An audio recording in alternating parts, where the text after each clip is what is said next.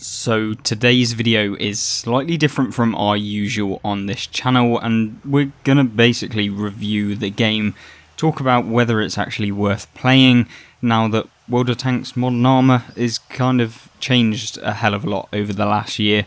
We're gonna go through a couple of different things. We're going to talk about whether veteran players should really return to the game after that mass exodus on update 6.0. It's now in game update 7.2, so we've gone quite far since that major, well, devastating update, I'd say. It definitely was not at all good for the game. We lost a hell of a lot of players, and of course it really hasn't gone up too much since that time. So let's go through all of the information that we have. We can go through some of the key gameplay issues that I've got currently with the game. We'll talk about the comparison between World of Tanks Blitz and obviously World of Tanks PC. So let's get right into it now. Well, in the background, obviously, we'll be playing just a couple of games, talking about the different thing. I'm not going to say that I'm going to have fantastic games. I have no idea, because we are playing live. Of course, with this new recent update, we're getting some of those maps back, which definitely were a bit of a hindrance towards the game, because if you've played the game before, we essentially had like probably 40 different maps within the game. Now, unfortunately, because the game has basically been started from the scratch, we ended up with having like 12 different maps out of the 40 that we had before, meaning that often you'll be playing the exact same maps. It's not really the case anymore. We've got a hell of a lot more maps back in rotation, so I think we have something probably in the region of like 24. Don't know entirely, it's probably around there. There's lots of maps back in the game. It's feeling a lot more like the traditional World of Tanks did. I'm not saying that this game is perfect, far from it. Definitely there's some real nasty bugs and stuff like that are in the game currently, and I'm sure if you actually play the game, if you've given it a go, you know those kind of feelings and that sort of thing that are going on in the game. Development seems to be going in a direction that probably isn't best for long-term growth. I guess that essentially they've tried to bring in something new into the game with the Cold War tanks, trying to bring in that kind of War Thunder era and stuff, but it just doesn't, it's not worked. You know, we haven't got that player base within Cold War, which is essentially that armoured warfare / War Thunder game mode, whereby you've got the True Vision, which allows you to basically see every single tank in the game, regardless of whether they're spotted or not. That's kind of the key thing.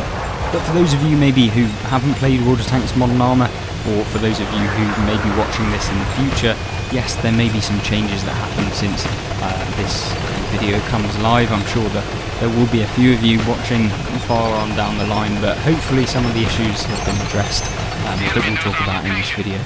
So first things first, what is kind of the biggest negative of the game? And I think it really comes down to the development. I think it's always systematically about monetizing the game over some things that could potentially bring in more money over time. It seems like there's always a short kind of monetization period rather than thinking long term. Whether or not that's just because they think that the game is going to eventually fade out and basically die, I don't know. I would say that the game's been pretty strong throughout like the last couple of years. I'm not saying that it's been perfect, there's definitely been a lower amount of players, but then you look at the PC statistics and they are pretty much the exact same. There's no real difference between the console and the kind of trends. I think there's definitely a lot less players playing right now. That isn't necessarily a complete awful thing. Yeah, there's still a consistent amount of players.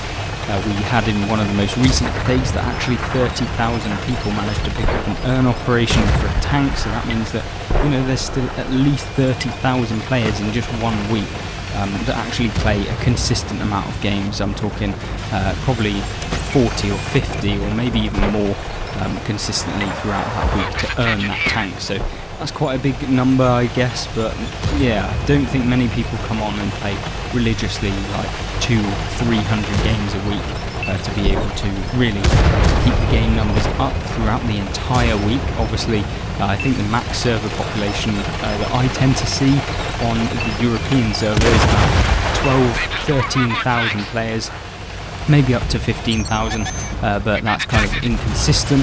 I think that there's definitely a need to maybe increase the amount of not monetization, but I'm talking about like maybe increase the marketing budget. I don't know, getting out there to more new people, because I feel like there just isn't that at the moment. There's no real kind of drive for any new players to actually stick around, and there certainly isn't the facilities in the game to kind of keep those new players playing. At least that's what I think. Obviously, let me know in the comment section down below what you actually think, because yeah, I'm just one player. Yes, I may have a lot of followers on the game and people that consistently watch me, but that doesn't necessarily reflect any more than your opinion. So that's kind of where wargaming stand. Yes, people, wargaming might, you know, give me some tanks to review over for you guys to let you know whether or not you potentially pick them up. But at the end of the day, my opinion on them doesn't actually reflect any of the player base, at least from wargaming's point of view, because yeah, I am just one player in their kind of idea, and regardless of what I say, someone's played, you know, 20,000 games. At the end of the day, the majority of their player base are casual players that only hop on for 1 or 2 games a day, probably in the end. So that's kind of where I think that wargaming key kind of things are going, is that they don't try and hold on to the players that they have. It's all about getting that money from the players that just pop on. They don't play very much, and therefore you're not really getting a consistent player base number, and you're not keeping hold of anyone. I don't know whether it'll probably be more beneficial to have a player base that sticks around for a lot longer.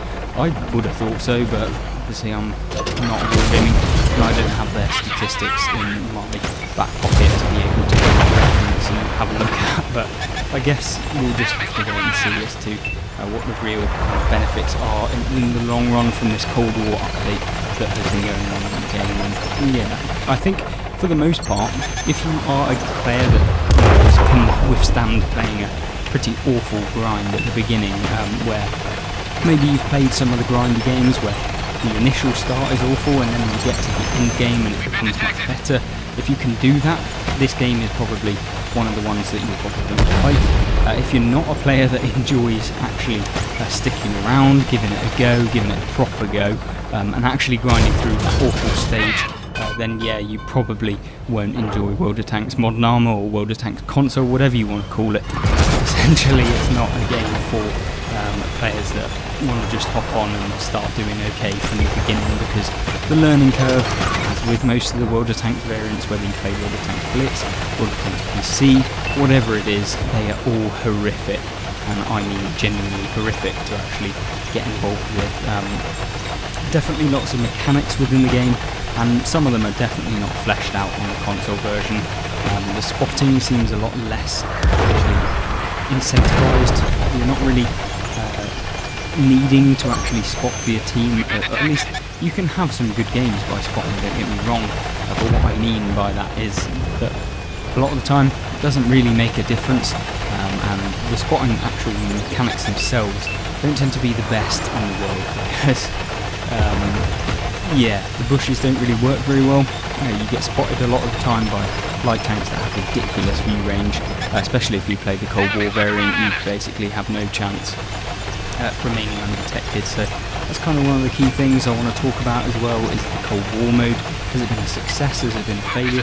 I think we can't really call it a failure, but it's definitely not anywhere near what wargaming probably hoped it would be at the end, or what they really wanted the game to be in the end. But I think it definitely brought some new players in, opened up a new avenue for players to kind of think about when they're actually playing the game. Do you want to play with some of those modern tanks? I think it was a good idea. Was it executed correctly? No, God knows.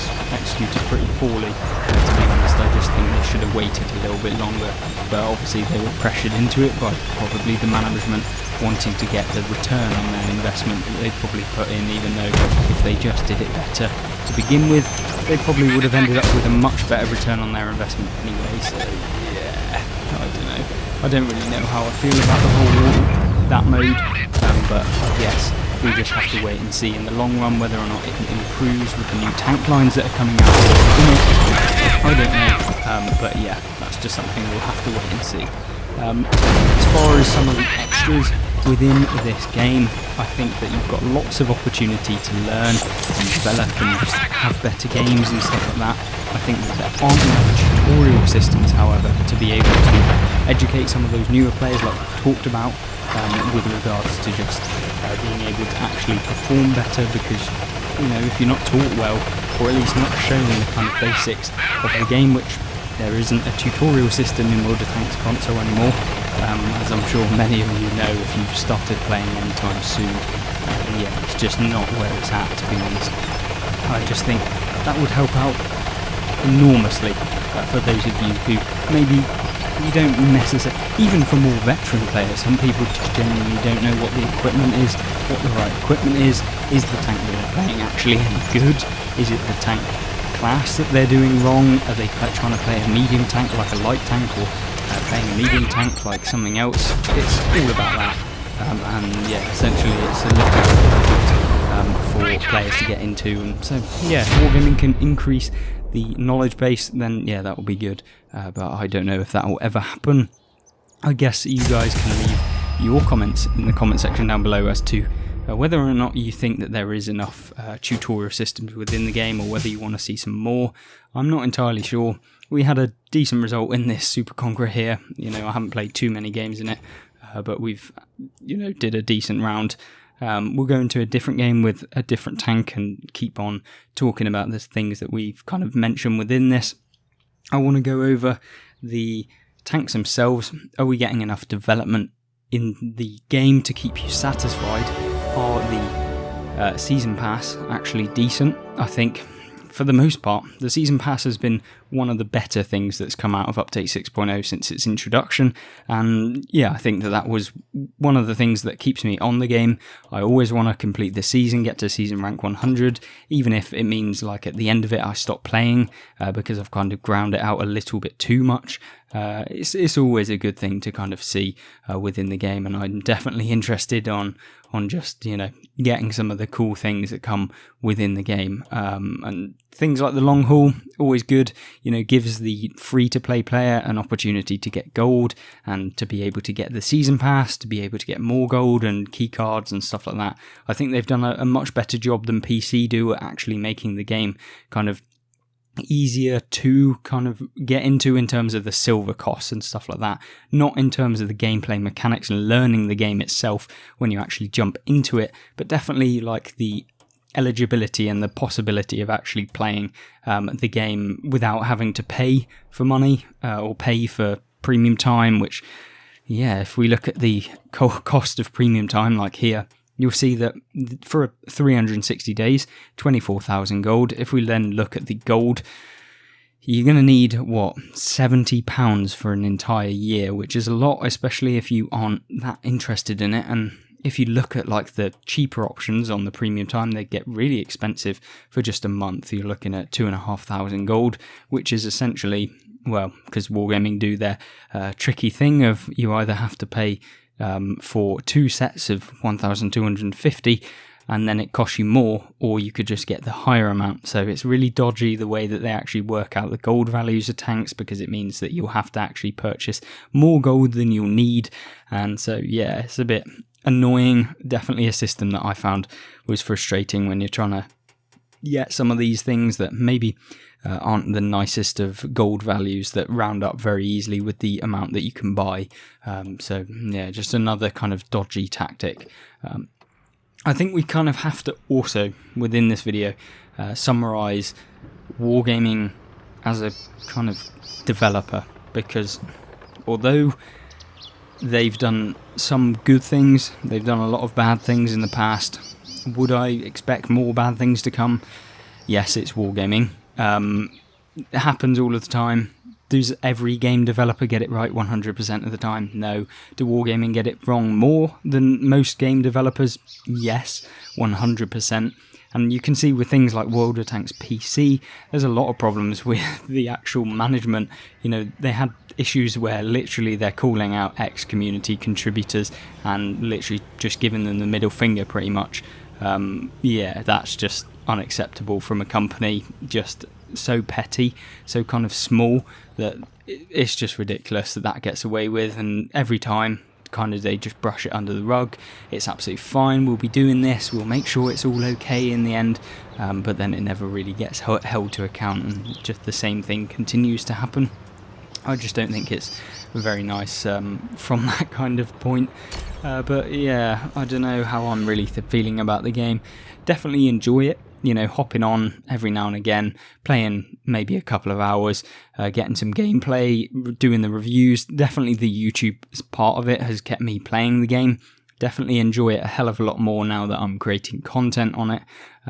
Yes, I've played the game for over 100 days now of actual in-game time, if that makes sense, like 100 days of playing the game, not playing it for 100 days, like less than a year. Yeah, it's just unbelievable the amount of time I've spent on it.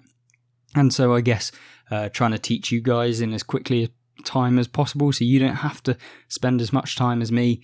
Yeah, I think that's something I always want to aim to do, and keep it as concise as possible. I see a lot of you actually commenting that the videos are too long, but my aim with the videos is to produce content that, you know, I go into detail. If you want a specific cut down guide, then, you know, I can't go over how to do better in a game in 5 minutes, because it would be wrong if I said, look, in this 5-minute guide you'll learn how to be better at World of Tanks and you'll be able to do 5,000 damage every game in a tier 10. Well, no, you'll never be able to do that. And even watching a 30, 40, 1 hour video, you're still never going to be able to do that in just like a couple of days, in a couple of weeks. You'll probably never even do it in a couple of months, consistently becoming that good in World of Tanks. I mean, it takes you time just to get to tier 10, so I'd be very, very doubtful if anyone that really picks up the game instantly and suddenly is one of the best players in the world. But I think it definitely takes practice. You can increase your chances, and that's where my guides and stuff really do come into play. A lot of it is down to strategy, how you actually play within the game, how well you know the maps. Because trust me, knowing where the maps are, having played World of Tanks PC, and having those different variations of the maps, they mean a hell of a lot, because I can one-on-one come up with against someone and usually outperform them, but on PC, when it comes down to the maps, I'm often caught in the wrong kind of position, and then you end up getting stumped by the person that, you know, they knew the map, they know where to go, and the traditional areas that will benefit them just doesn't really happen right now when I'm playing PC. But yeah, you'll learn that throughout the game, but as I said in the beginning, it takes time. It's not a quick game to get into, and so if you're into a game just on the flip side, you know, you can play a couple of games every kind of week, or if you want to play a couple of games every day or something like that, and hope that you still have fun, that's probably not the game for you. I really don't think that this game is very new player friendly, that's for sure. Yeah, obviously if you've played the game, you know exactly what I'm on about. You probably know more than me. I mean, a lot of players have played a hell of a lot more games than I have, and it's one of those games that you either love or you hate, I think. There's not very many in-betweeners, like, I can take it or leave it. This is not really a game that you can take or leave. Yeah, definitely leaving it is one of the hardest things, and as much as I hate playing the game sometimes, I always come back to it, and I think it's one of those that's typical with the game developers that tend to be worse for some reason. You always hold out hope the game can get better every single year, and sometimes it just doesn't. I think that's really what I'm kind of trying to hint at. But yeah, leave me your opinions in the comment section down below. I don't want to waffle too much. I think we'll probably end the video here, because yeah, I can go on for ages. I think the overall opinion of the game itself, I think it's good. Is it the best game you'll ever play? Is it even close to being the best game that you'll ever play? No. Is it a consistent game that if you learn it, you'll have fun, and if you've got a group of friends that you like to tune in with or have fun with, then yeah, this game is actually pretty fun. But for the most part, you probably won't enjoy it as a solo player, at least to begin with. But that's just my opinion. Obviously, you can look in the comment section down below as well to see what other people's opinion is, and decide for yourself whether you want to invest time into this game or not. Many of you veterans, I'm sure, from the channel, and you constantly do, you always comment and let me know what your thoughts are. Usually they're somewhat similar, but yeah, there's always variances and stuff. but I'm always welcome to kind of see your opinions and stuff. So thanks very much for watching. If you want to check out some guides, maybe you want to get a little bit better at the game, or if you're just starting out, or maybe you're a veteran player that just wants a little bit of a refresher because you've left the game for a while, then hopefully the videos on screen will be good for you. If they're not, let me know. Let me know if you want to see something in particular, and I'll try and do that for you guys. I'm always constantly just trying to give you the best kind of experience that you possibly can have, and yeah, hopefully I do that at least consistently. Thanks very much for watching. Hope to see you in one of those videos, and I hope to see you in the next one. Goodbye.